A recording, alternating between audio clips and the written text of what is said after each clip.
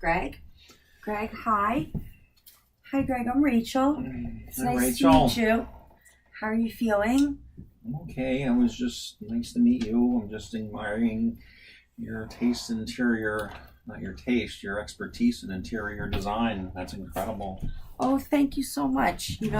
I tried to paint that way to create a more open and mindful feeling. That's very nice. Thank you. Thank you so much. Yeah. I was wondering if you could tell me a little bit, if you don't mind telling me a little bit about why you're here today. Well, I mean, it's difficult to talk about, but we'll give it a try. Okay, good. It's brave of you to come and be open and talk about things. Thank you. So, you ready? Yeah. Okay. Well, one night last week, I think it was Wednesday or Thursday. I don't even know what day today is, but anyway, it was midweek, but it doesn't matter. She's always drinking, and she does have a stressful job and long hours, and, always drinking. But she hardly ever draws a sober breath anymore. But she went out with her friends after work, and she came home and got very angry with me. Oh, it's okay, Greg. It shows a lot of courage that you're here and you're willing to talk about what's been going on. Do you mind? Are you okay to continue? Yeah. Well, like I said, she was drinking a lot as usual, and I worry about her driving, but I'm afraid to say anything and she'll abuse me more and hit me, but I can't worry about everything. But anyway, this night she came home and was really drunk and was mad at me for nothing, and I stood my ground a little bit. I'm starting to stand up for myself, and we got into a big fight, and she hit me with a baseball bat. Oh, has she hit you in the past? Has she hit you before? She's hit me before, but never like this. I mean, she hit me with a closed fist, open fist, traditional rolling pin, things like that. But a baseball bat, it's too much now. But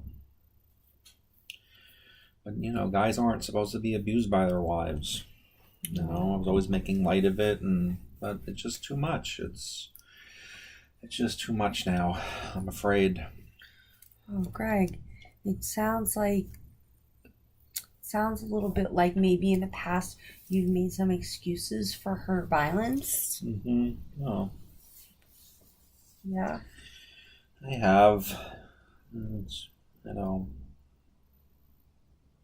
The small stuff is the small stuff, but it's just too serious now, and I'm afraid of the consequences. What might happen. Well, let me ask you, what makes you think it's time to make a change right now? It was just too much. I mean, a baseball bat, that's insane. She should have been arrested.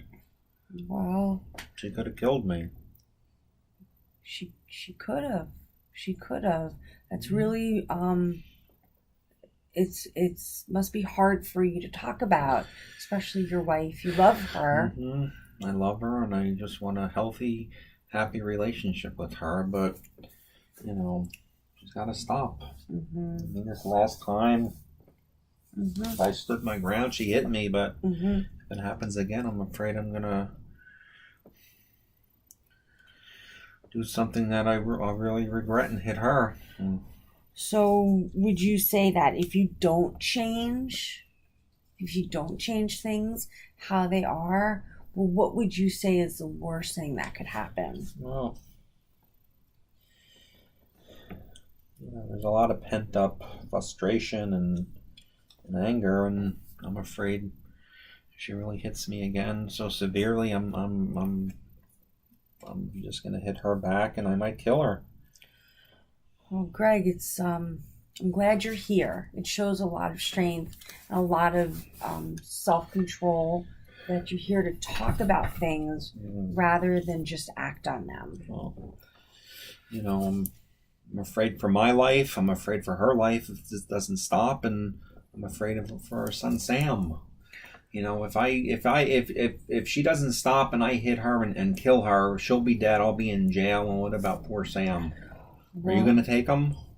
Well, Greg, part of the contract that you and I are going to have when we move forward is if I feel that either your son's life or your life or even that of your wife, if anyone's life is in danger, although we have a confidentiality clause between the two of us, if there is dangerous, life-threatening behavior going on, then I will have to call the authorities. I mean, it's just important that we talk about that. Message received. I get it. Okay, I just want you to be open and talk about things, but for right now, she's not in the house. No. For right now, she's in a treatment program. So it's just, things are safe now. Yes. Right? I don't feel threatened.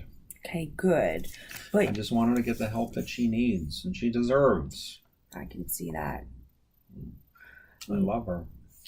I could hear that you love her. And it's not easy going through this, but I'm doing it for her. And Sam. Well, could you tell me some other reasons why you're here and what else in your life brought you here? Well, eventually I want to find out why I can anger somebody so much to a point of violence. Mm-hmm. What was I doing wrong?